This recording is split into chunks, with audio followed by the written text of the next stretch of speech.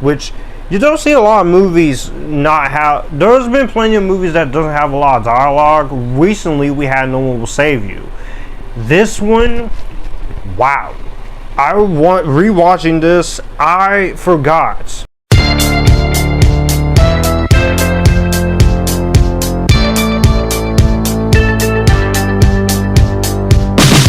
What's up everyone, welcome back to the channel, Epictastic Joshua. If you are a returning player or new here, I talk movies, TV, music, and anime. My name is Joshua Drake, and I'm very sorry that this is coming out after Furiosa. Welcome back to my revisited reviews of the Mad Max franchise. We're going to talk about The Road Warrior. This is the sequel to Mad Max. This is directed by George Miller, who co-writes with Terry Hayes and Brian Hennant. And this stars Mel Gibson, once again.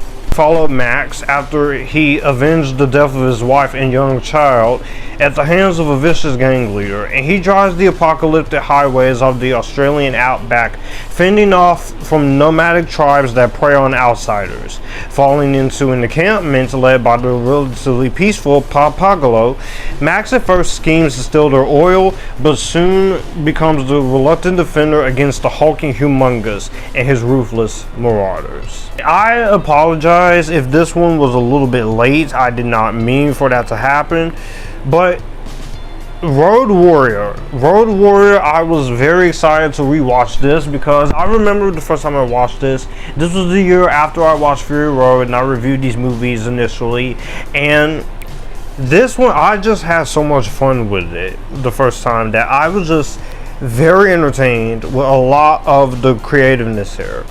This is considered to be one of the greatest action movies ever made, one of the best Road Warrior themed movies of the 21st century. It also has been garnered as one of the greatest sequels ever made, and you can see why. This movie was a huge success. It popularized the film genre and fictional genre of post-apocalyptic with the punk aesthetics and such. Got so much great praise, so much acclaim to the performances, the music, the directing, the costumes, cinematography, and even the use of dialogue, which you don't see a lot of movies not have. There's been plenty of movies that doesn't have a lot of dialogue. Recently, we had No One Will Save You. This one, wow. Rewatching this, I forgot just how much fun we had a lot of fun rewatching this movie. This was an entertaining ride once again. It's not my favorite one in the series, but this is definitely my second favorite in this franchise. We can see if Furiosa could top it, but this was actually really good. I really enjoyed the story. I really enjoyed the characters. I thought this one had a lot more to offer. And the story I thought was really interesting. Of Max, he wants to steal their oil, but he has to help fight against someone who is someone different. I really enjoyed that. So that's actually really something I liked. From a directing standpoint, George Miller stepped it up. He stepped it up. It was actually really cool, and the fact that it was actually competent. And I really did like a lot of what this movie had to go for. I thought George Miller, his direction is really good. You could tell that this time he has a lot more creative vibes. He has a lot more going for him. And I just appreciate the fact that he wanted to make another film. But this time he said, I'm going to take what I promised from the last movie and we're going to step this bitch all the way up. I love that about this.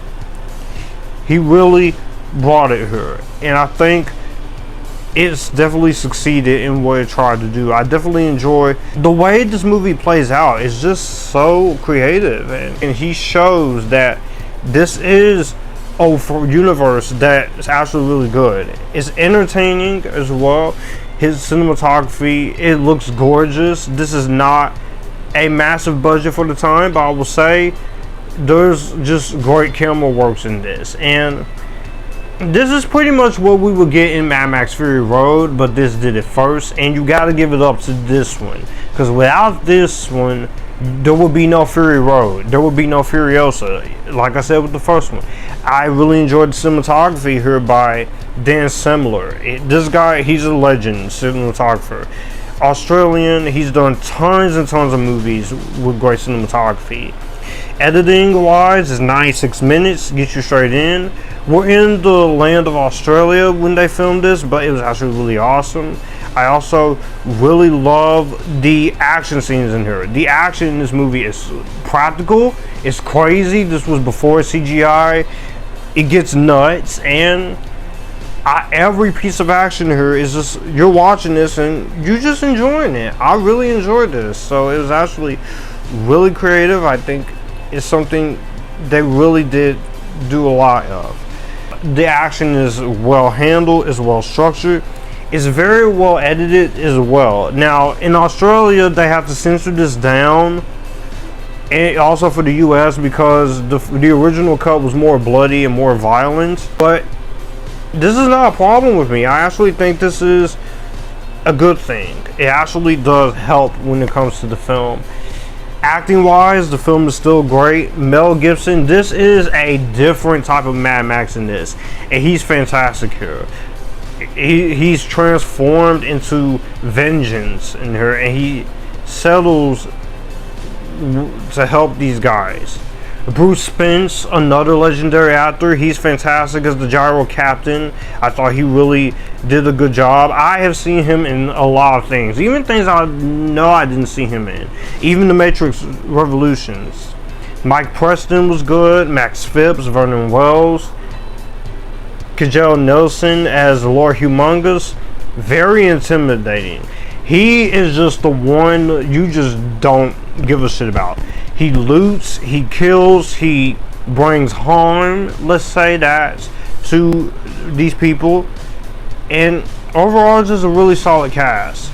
Brian May, his score is really fantastic. I really like the score. It's very well done here. And it's just, I just appreciate the fact that this is just a movie that knows what it is. It's crazy when it needs to be. It has good story right when it needs to be. And just all of this makes for a really entertaining film. And they nailed it. And this is just another great win.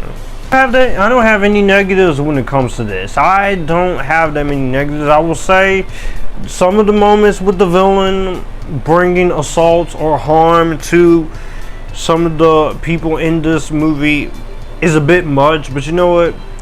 I tell myself it's only a movie, but that's all I really have in terms of my negatives. Overall, I really enjoy Mad Max 2: The Road Warrior. I think it's better than the first one. It did what it set out to do. It's competently well made. It's entertaining. It's a good thrill ride, and it just keeps you exactly on your toes. So it's not just saying we're gonna leave you alone. No, this movie really does handle its business very well, and for that I really do enjoy what this one had to offer. It's not perfect here. I mean, no. This is a great sequel, and this is one of the best action movies ever. What we've had stuff with and stuff like the John Wick films and the Raid and all of that, you owe it to the movies of the 70s and 80s or the 90s, or even some of the 2000s action movies, because without those we will not be having better action movies this decade.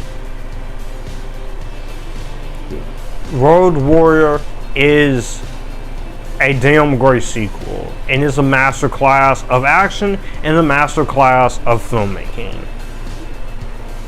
Well, that's going to do it for the video that you just watched. If you want to see more, my channel icon is up here. If you want to see more content from me, all my social medias are right here in this end card. I will also leave a playlist and a video here for you to see what the channel is about.